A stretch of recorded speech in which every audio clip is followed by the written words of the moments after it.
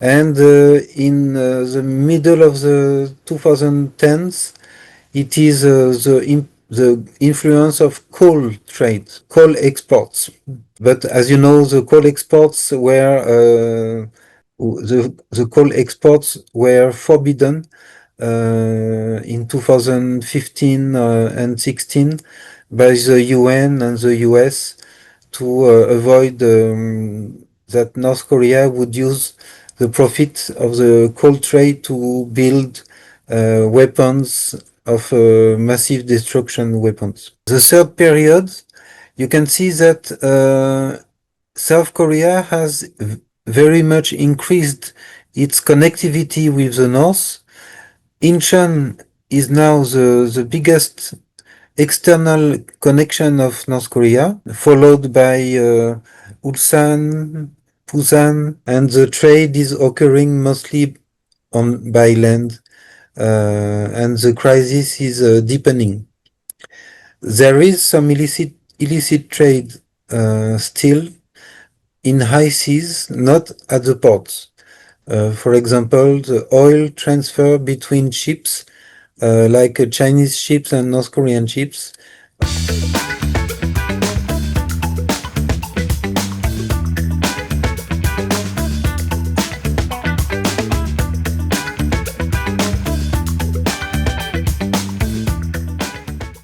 북한이 한때 동북아 분류의 한 축을 꿈꿨던 사실을 아시나요?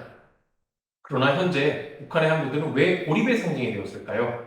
오늘은 수십 년간 축적된 데이터를 통해 북한 주요 항구와 해운의 감춰진 비밀을 파헤쳐보는 시간입니다. Now in North Korea는 프랑스 국립과학연구센터의 항만 전문가 세자르 디르크의 박사의 분석을 통해 북한의 항구와 해운 네트워크를 들여다봅니다. 디르크의 박사는 최근 해운 데이터 분석부터 지정학적 변화, 그리고 미래 동아시아 해운 전망을 폭넓게 제시합니다. We invited Dr. César Dufresne, French National Center for the Scientific Research, and he is working also, for the Economy X and the University of Paris Nanterre in France too.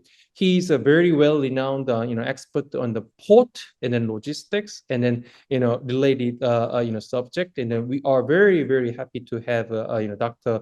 César Dufresne. And then the floor is all yours. Okay, thank you very much, Professor Peck. So I will present today some fresh results about the analysis of North Korean shipping and ports. And first, I can explain my interest for this topic. 20 years ago, I have been a postdoctoral researcher at CRIS, which is Kukto Yongguwon in Anyang in South Korea. And when I was doing this postdoc, I started to work on North Korean port cities with my colleagues. The context at that time was favorable because North Korea was launched some economic reforms. There was at that time a hope that North Korean ports could be the base of a new policy like in China to develop growth poles around the port cities. Then we got a funding from Korea Land Corporation to conduct a study on the matter. I had the chance also to have a friend, a long-term friend, a French person working in Pyongyang with his foreign consulting company, especially in the field of economic development and logistics. So I could learn a lot from him because he was traveling in North Korea freely with his car and his boss. They were collecting information and very frequently visiting Pyongyang. So, and the last motivation that I had was the discovery of a database from Lloyd's List in London, a database of vessel traffic, commercial vessel traffic in the world, including North Korean ports and North Korean vessels. So these are the main motivations for my involvement in this study. So it is already a long-term topic for me. So why North Korean ports? There are many factors to explain this interest on North Korean ports. First of all, as you can see in the maps, on the left map you have the size of the cities, the urban system, and on the right you have the size of the ports, the port system, and you can see that there is quite a strong overlap between the two hierarchies. So it means that main cities are coastal in this country. Another characteristic of North Korea is that there is a potential Russian and Japanese transit trade, notably through Rajin in the northeast. Again, another factor to give ports their importance is the decline of the inland transport system due to natural conditions and mountains and the lack of maintenance of the roads and railways, the lack of electricity also to run to use the railways. So all of this give ports an advantage over the other transport activities. And finally, the proximity to South Korea and China as transshipment hubs to connect the rest of the world. But of course, there are limiting factors for North Korean ports. The fact that they are managed by the army means that the commercial function of ports is relatively limited compared with issues of protection from the outside. There are serious technical limitations in terms of equipment, cargo handling equipment, and accessibility. Also, of course, we have no information on port activity in North Korea, so it is very difficult to understand how ports are being developed there.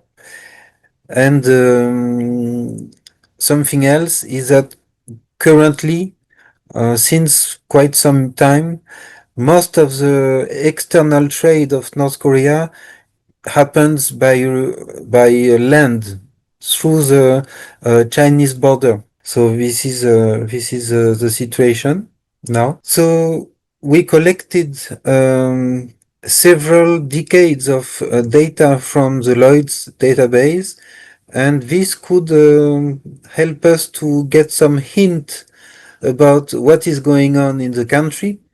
So these are some graphics that we could elaborate.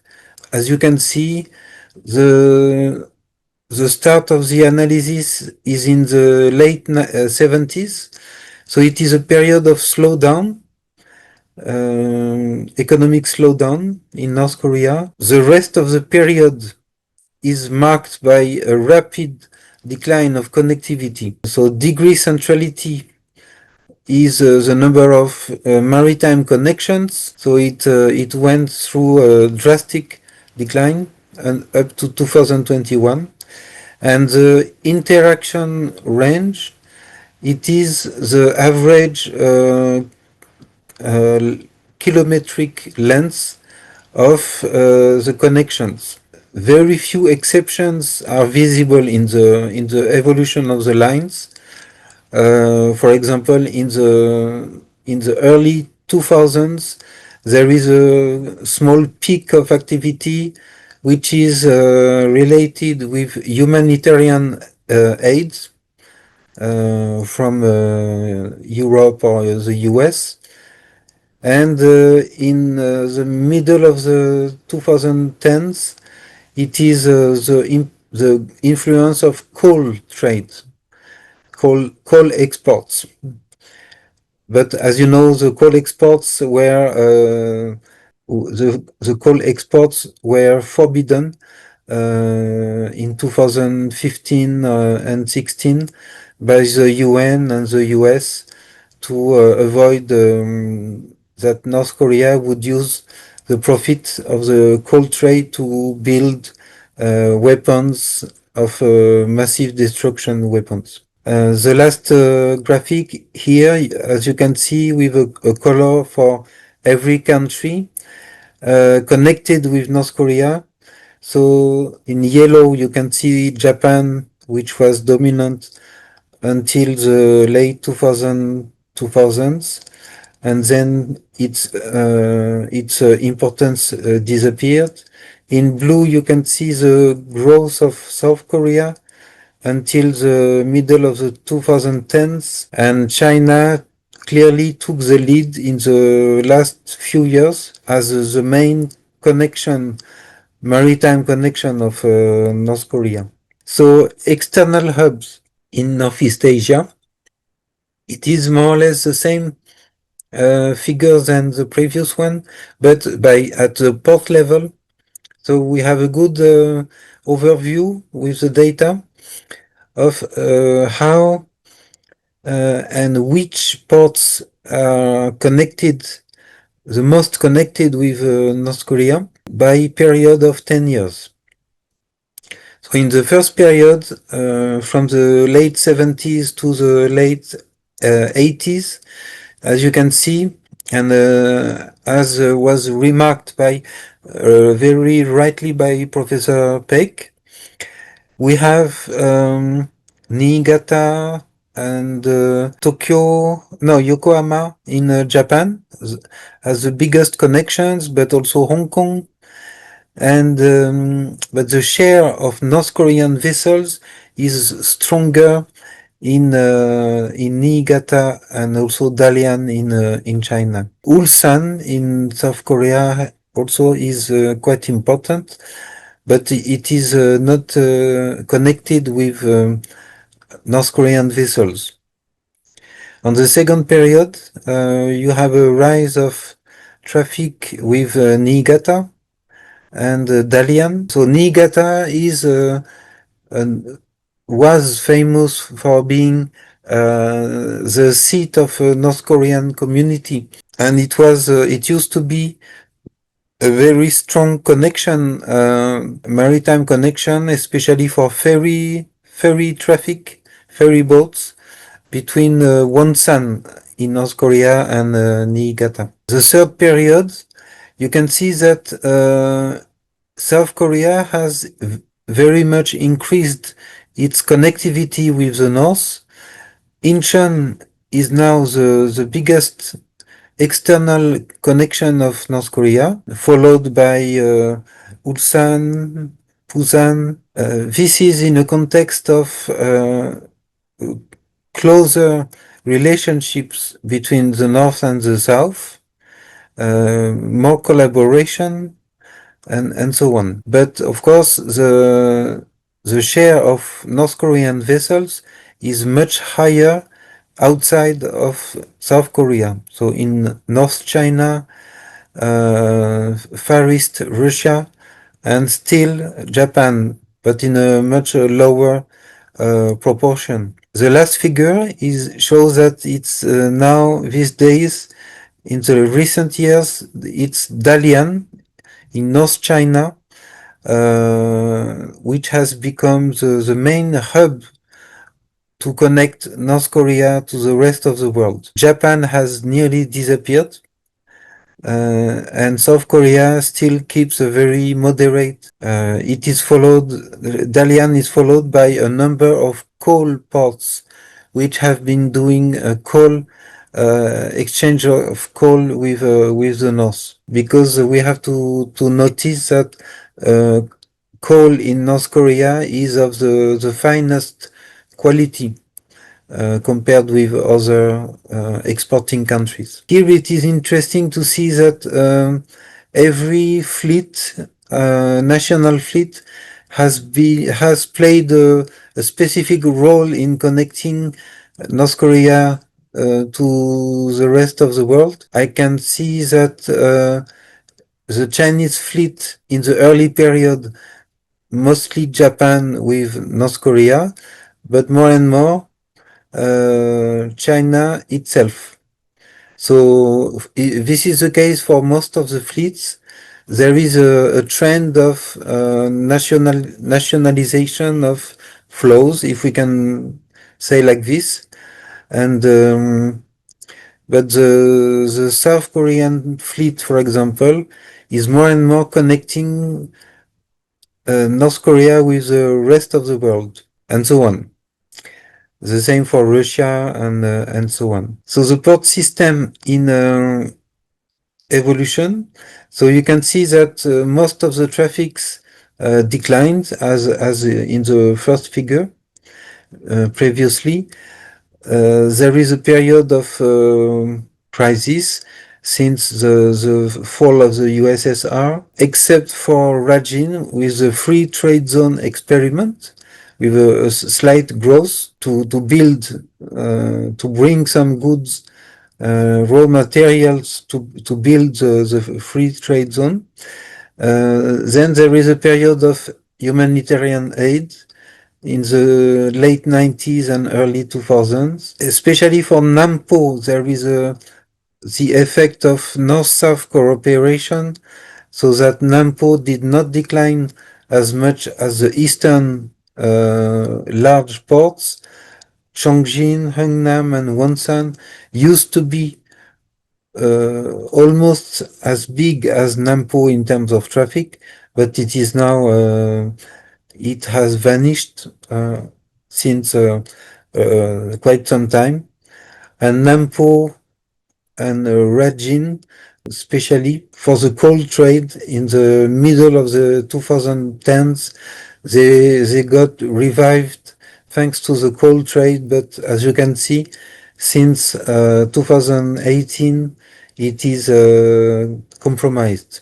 Another evidence about what is happening in the north, it is a very quick and regular aging of the fleet. So North Korean vessels are almost not anymore able to trade due to their age and technical deficiencies. You have to know that for the world fleet in general, the current average age of a ship in the world is about 17 or 18 years old.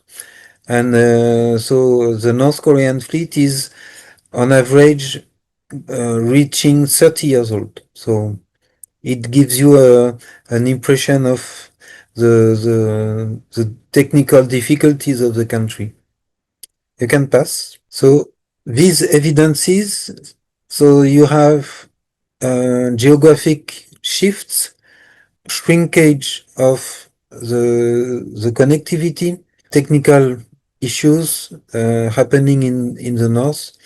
So the main conclusion is that North Korea is less and less able to connect the world trade through its own fleet and own ports. So it is using more and more external hubs to connect, like Dalian in China in the most recent period. So the port activity has almost disappeared in recent years due to UN sanctions, of course the COVID, and the trade is occurring mostly by land, and the crisis is deepening. There is some illicit trade still in high seas, not at the ports. For example, the oil transfer between ships, like Chinese ships and North Korean ships. China has become the main maritime connection for North Korea, with Dalian and other coal ports. We can say that the ongoing economic transformations that have been reported in recent literature are not visible so much through the maritime data.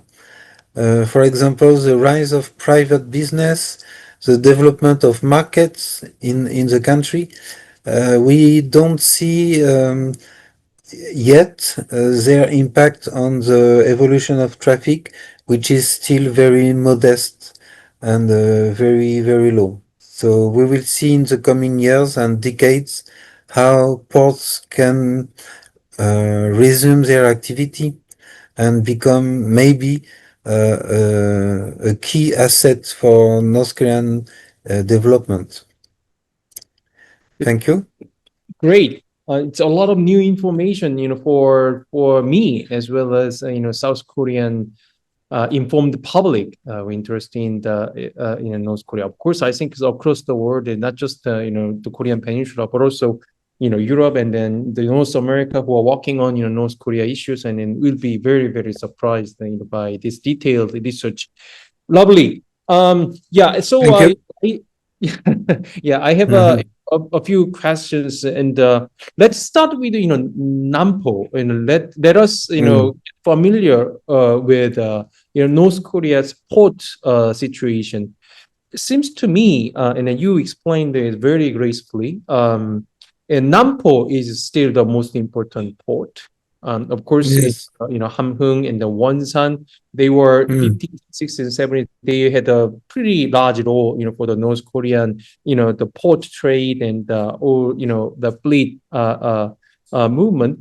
But Nampo is still there. So Nampo seems to me is pretty similar to Incheon, for Seoul. Nampo is for the Pyongyang, the state capital, and my analogy is right, and then how can you describe this relationship between Nampo and then Pyongyang and then other parts of the North Korea? Yes, you are right. Especially in the third period that in the maps where I showed that Incheon was the biggest connection for North Korea. At that time, Nampo also was the biggest port for North Korea. So, and I didn't show you the maps where we show the connections between North and South Korea. When we zoom and we map these connections, in the third period, you can see that Nampo and Incheon have the highest connection with each other. And it is interesting indeed because each of them is the gateway to the national capital. So this map was providing a kind of mirror image between the two countries. It was very interesting to see that. Unfortunately, it didn't last so long. In the fourth period, Nampo is more and more connected with China instead of Incheon. So this was a temporary situation. Except from this north-south connection, of course, Nampo is a place where you had important investments in terms of new port terminals from China, Chinese investments in the 2000s. Yes, two container terminals were developed, but we don't know so much about every port in detail.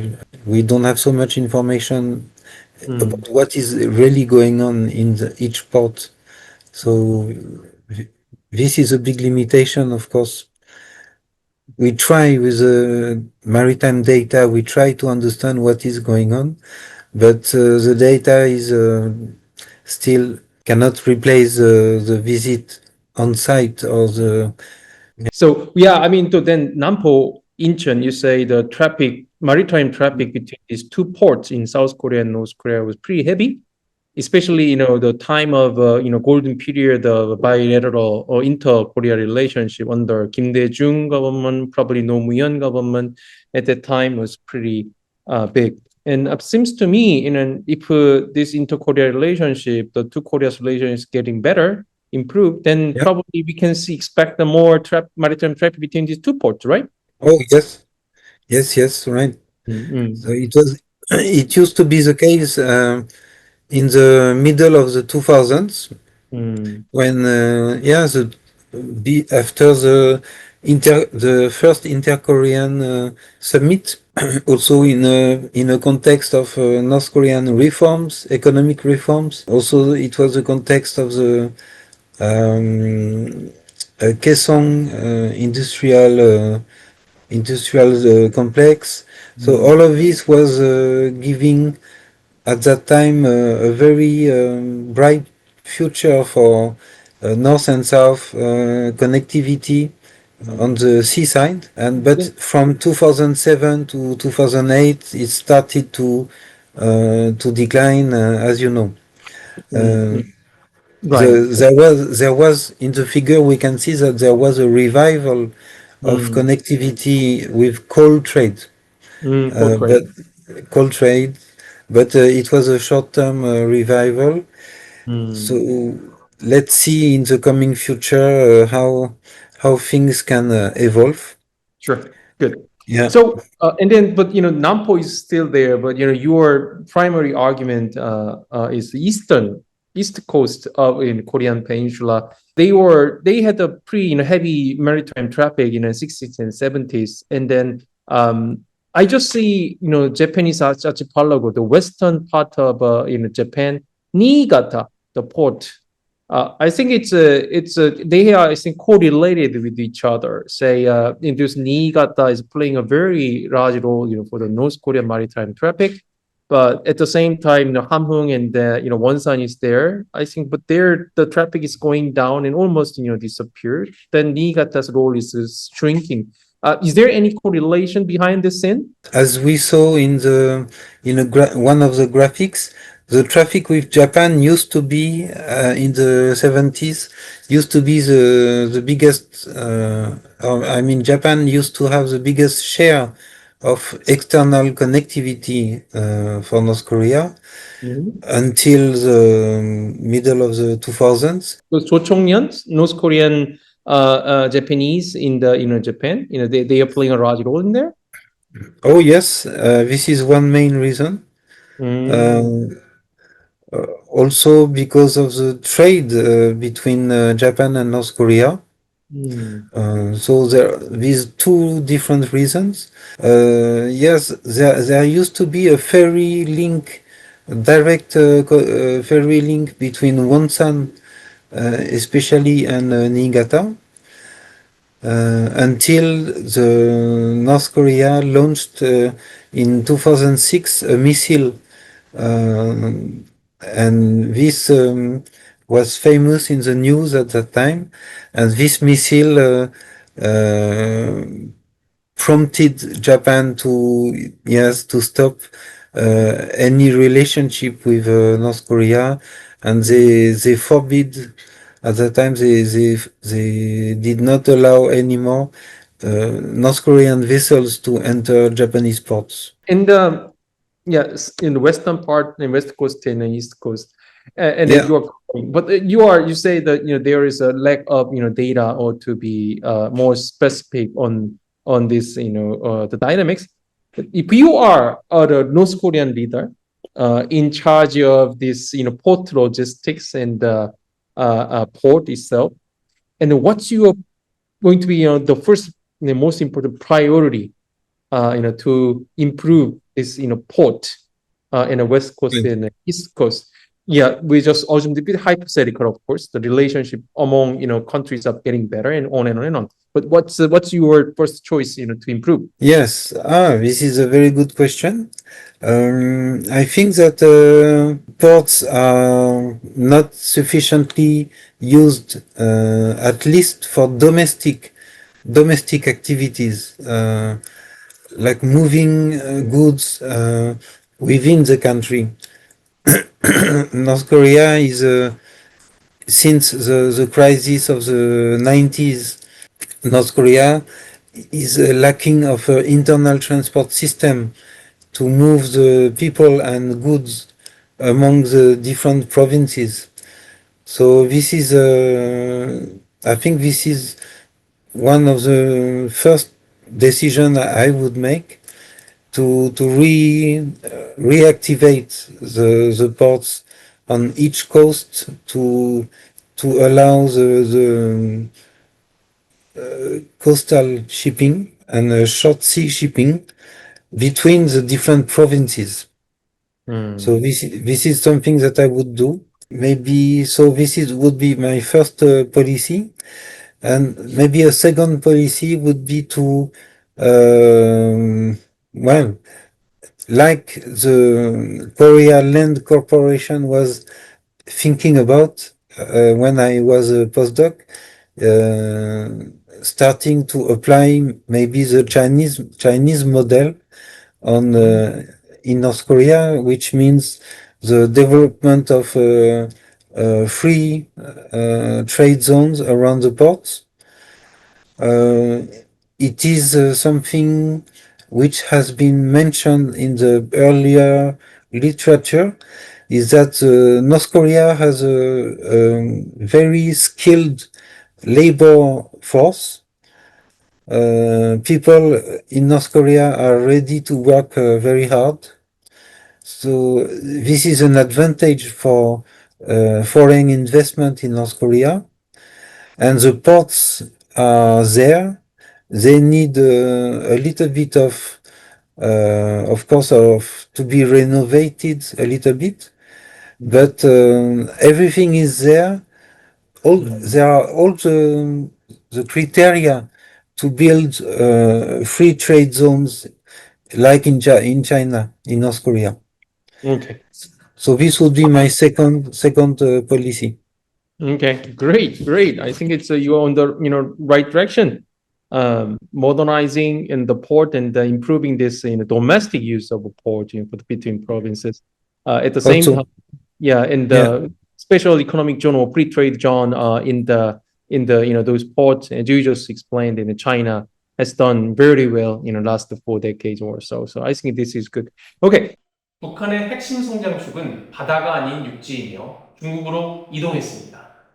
북한 내부의 시장화와 같은 변화가 있더라도 이것이 외부 세계와 직접적인 연결로 이어지지 않는다는 점이 항만 데이터에서도 포착됩니다. 세자르 디르크의 박사와 협동 연구를 해온 한국해양수산개발연구원의 윤인주 박사는 디르크의 박사의 연구가 북한에 기항한 모든 선박에 대한 자료를 다뤘기 때문에 유의해야 한다고 말했습니다. 그러나 이 자료만으로도 북한의 해운 네트워크를 확인할 수 있고 북한이 국제관계에서 단절되어 있다는 일반론과는 달리 일정 수준은 외부와 연결되어 있다 확인했습니다.